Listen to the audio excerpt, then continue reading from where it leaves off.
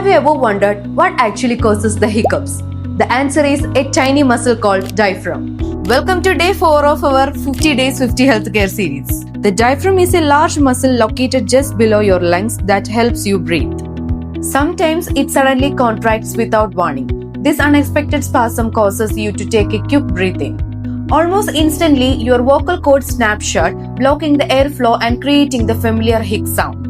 Hiccups can be triggered by eating too quickly, drinking carbonated beverages, swallowing excess air, or even sudden excitement or stress. Most hiccups disappear on their own within a few minutes. For more informative and fascinating health facts, follow Annex Training Institute.